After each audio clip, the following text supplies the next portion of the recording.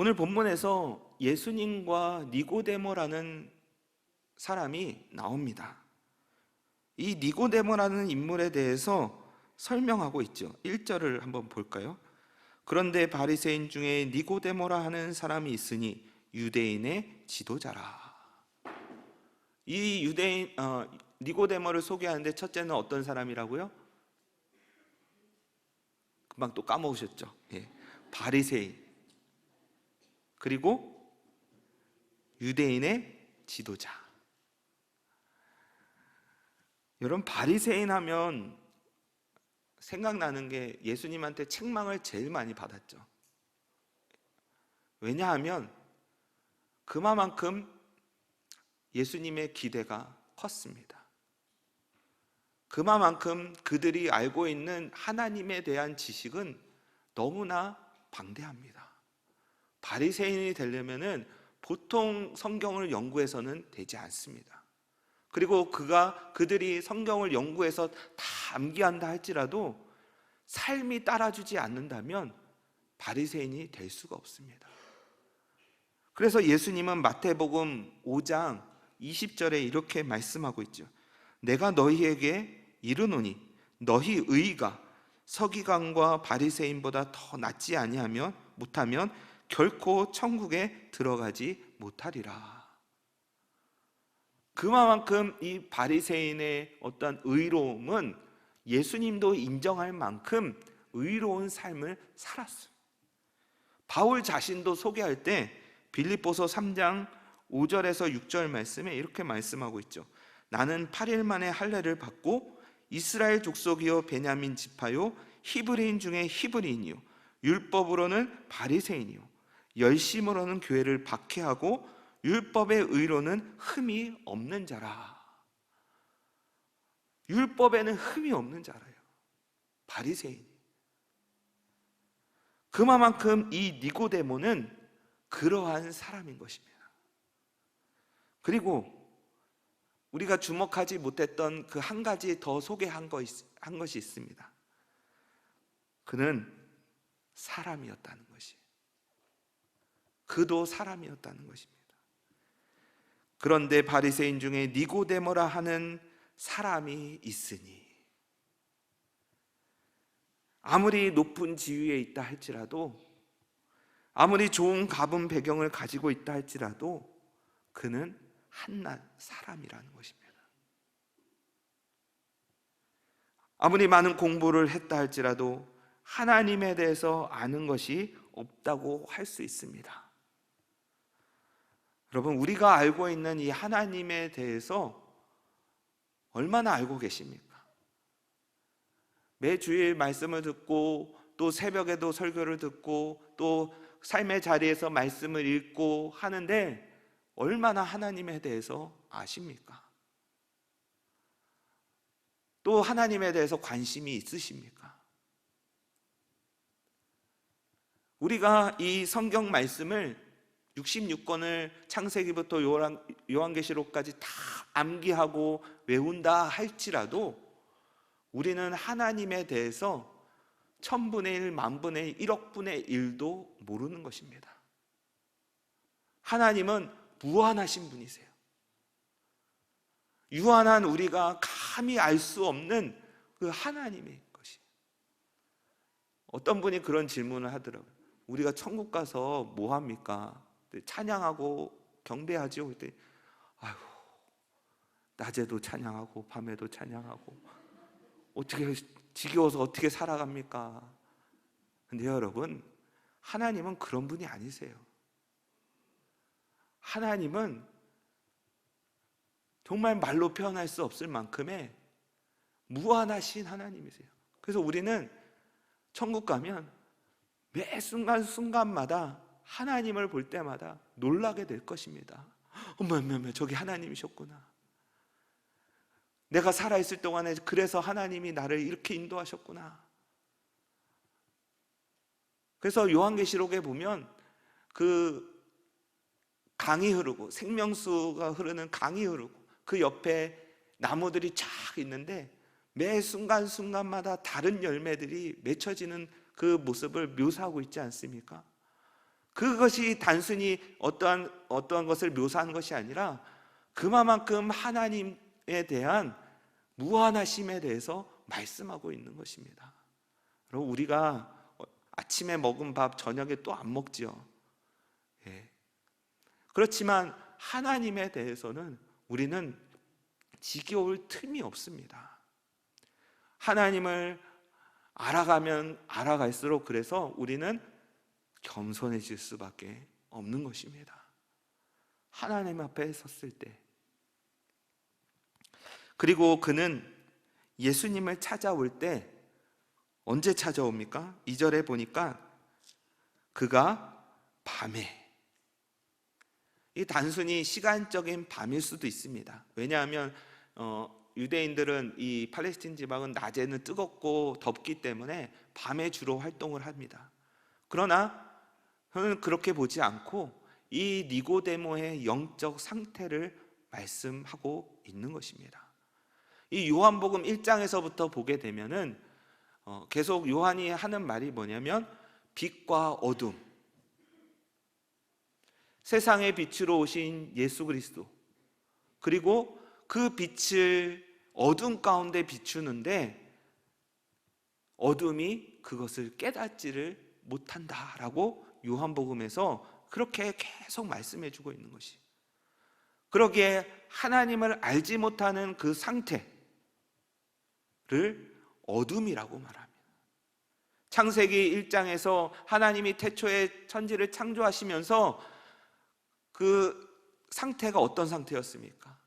어지러움이었고 질서가 없고 어둠이 있는 그 상태, 그 상태 가운데 하나님이 뭐라고 말씀하십니까? 빛이 있으라. 이 니고데모의 상태가 지금 어둠 가운데 있는 것이에요. 온갖 율법 지식은 다 가지고 있는데 그의 영적인 상태는 어둠이라는 것입니다. 여러분, 우리가 그렇지 않습니까?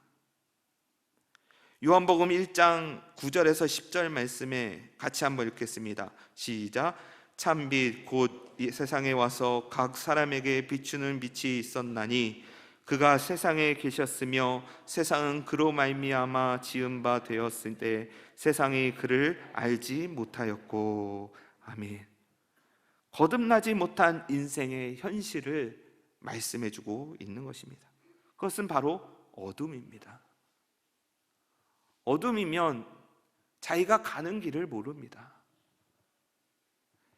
어둠이면 이것이 무엇인지 진짜인지 가짜인지 모릅니다. 그리고 어둠은 생명을 자라나게 할 수가 없습니다.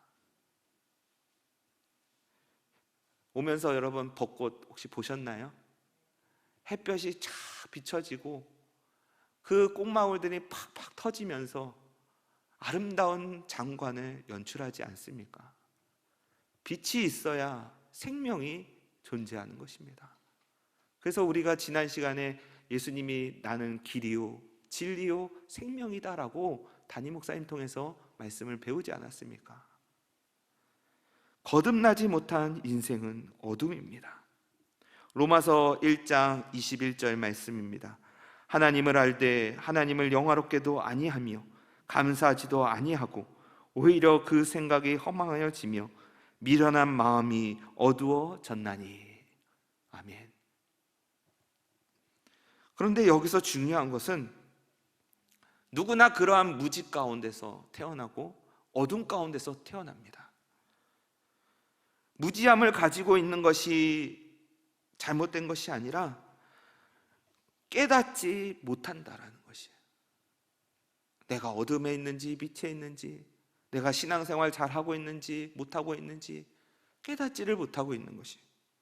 그러기에 이런 말이 있지 않습니까? 깨닫는 것이 은혜다.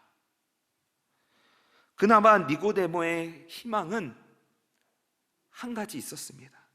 무엇이냐면 예수님이 행하시는 표적을 보고 이 분이 하나님께로부터 온 선생님이구나, 어쨌든 하나님께로부터 온 분이구나 라는 그 자그마한 실마리가 그의 궁금증과 어떠한 신앙에 대한 고뇌를 가지게 만든 것입니다.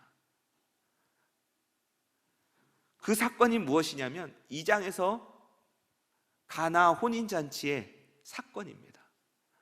물이 변해서 뭐가 됐죠? 포도주가 됐죠.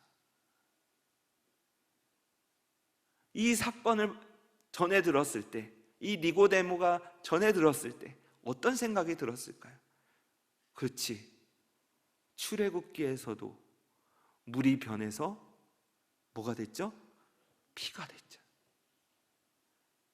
여러분, 이게 가능합니까? 과학적으로, 상식적으로 말이 됩니까? 우리는 안 되지만 하나님은 되십니다. 하나님은 창조주십니다. 그러기에 그 모든 과학적인 논리와 그런 것을 초월해서 하나님이 행하시면 할 수 있는데, 이분이 그런 일을 하시니 모세처럼 하나님이 보내신 분이구나 라는 궁금증이 있는 것이에요. 그런데 예수님이 엉뚱한 대답을 하십니다. 내가 하나님이 보내신 메시아야, 내가 하나님의 아들이야 라고 말씀하시지 않고 이렇게 대답하십니다. 3절에 보니까 진실로 진실로 내게 이르노니 사람이 물과 성령으로 나지 아니하면 하나님 나라에 들어갈 수 없느니라. 하나님 나라에 들어갈 수 없다. 하나님 나라를 볼 수 없다. 이렇게 말씀해 주고 있습니다.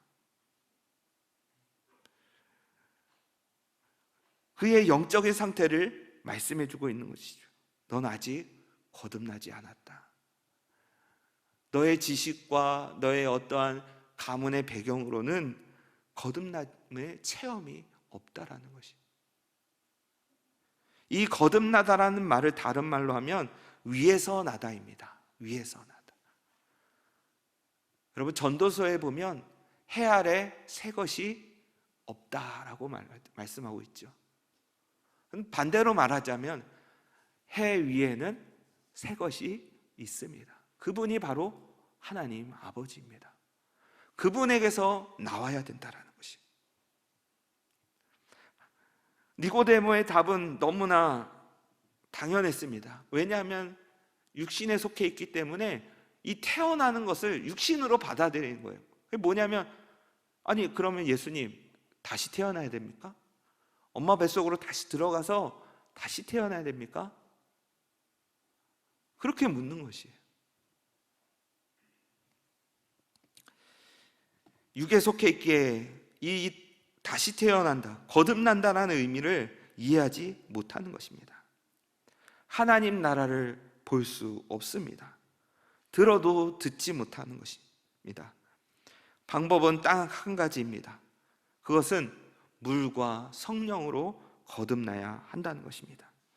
여러분, 물과 성령으로 거듭난다는 의미를 이 시간 말씀드리려고 하는데, 물이라 함은 율법을 외치며 베푼 세례 요한의 물 세례를 의미합니다.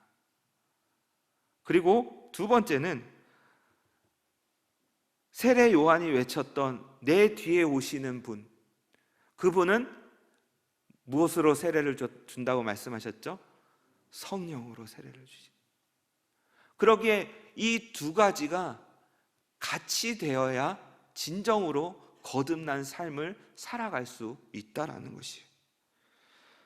율법은 죄를 깨닫게 하고 내가 죄인임을 깨닫게 하고, 그리고 성령의 능력으로 나를 십자가로 이끄시는 그 하나님의 섭리를 말씀해주고 있는 것입니다. 세례 요한에게 와서 세례를 받고자 하는 많은 사람들이 있습니다. 그 사람들이 세례를 받고자 할 때 어떻게 해야 됩니까? 우리가 어떤 삶을 살아야 됩니까? 라고 묻자 세례 요한이 말합니다. 무리들에게는 2벌옷을 가진 사람은 1벌옷을 나눠주라고 말합니다. 그리고 세리들에게는 정한 새 외에는 거두지 말라라고 말합니다. 마지막으로 군인들에게는 백성들을 강탈하지 말라라고 말합니다. 회개에 합당한 열매를 맺으며 살아가라고 말합니다. 그런데 그게 끝이 아니라 내 뒤에 오시는 분은 성령으로 세례를 주실 것이다. 이 물과 세례로 성령으로 거듭난다는 말씀이 그러한 말씀인 것입니다. 여러분, 교회만 왔다 갔다 한다고 해서 거듭난 사람이 아닙니다. 오히려 뭐만 커질까요? 머리만 커질 수가 있어요. 지식만 늘어날 수 있어요. 근데 그게 마치 자기가 구원받은 모양처럼 보여지는 것이에요. 거듭나지도 않았는데 직분을 받고, 거듭나지도 않았는데 예배드리는 그 모습이 우리 마음 가운데, 또 우리 모습 가운데 있다라는 것입니다. 그 대표적인 사람이 바로 저였습니다. 거듭나지도 않았는데 거듭난 척하고 있고, 그렇게 신앙생활하는 척하고 있는 우리의 모습들을 보게 되는 것이죠. 사람의 지식과 지혜로 깨달을 수 없습니다.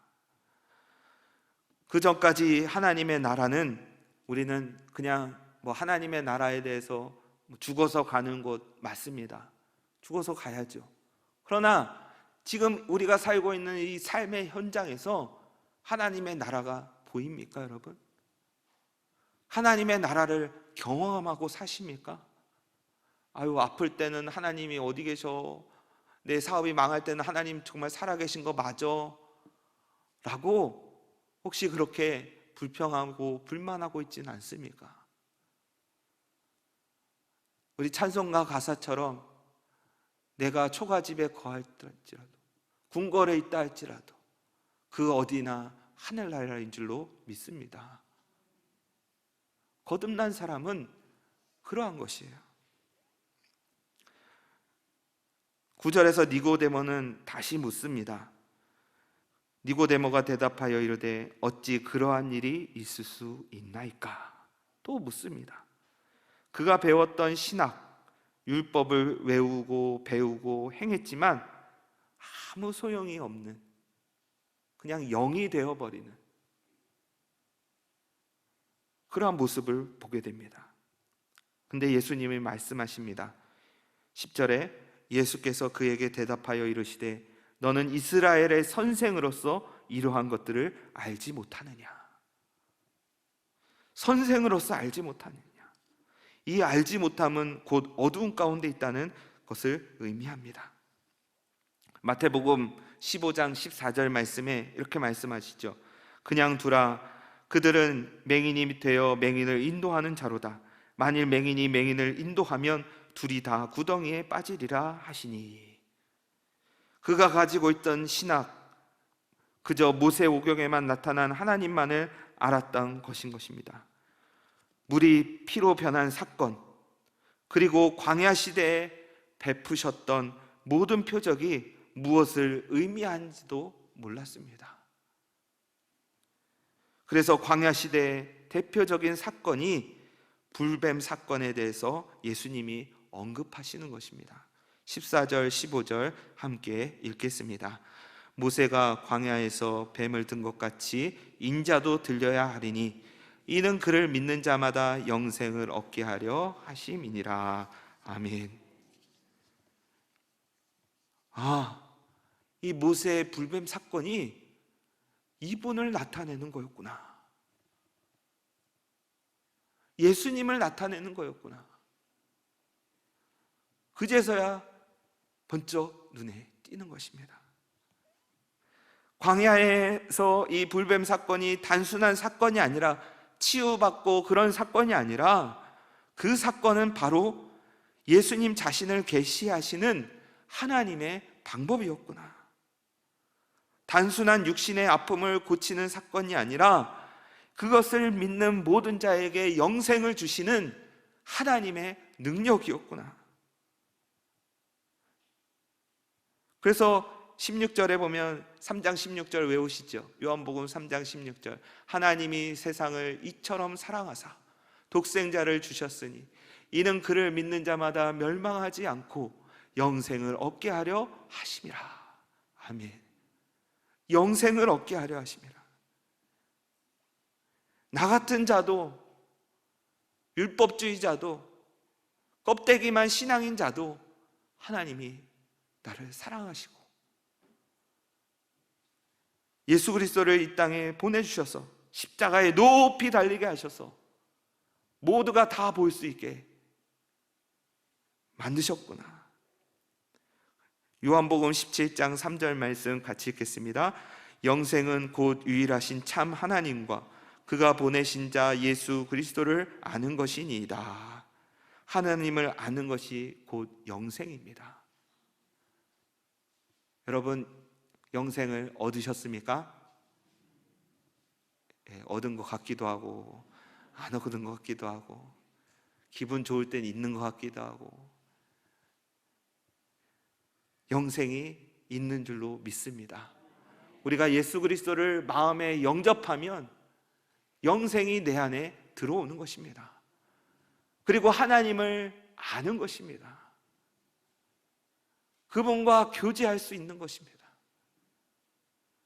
옛 생명은 죽었고 새로운 생명을 나에게 주신 그 생명을 가지고 하나님과 교제하며 하나님과 함께 살아가는 것이 곧 영생인 줄로 믿습니다. 그냥 죽어서 가는 그 천국이 그것만이 영생이 아니라 지금 이 땅에서 우리가 살아가는 그 자체가 영생인 것입니다.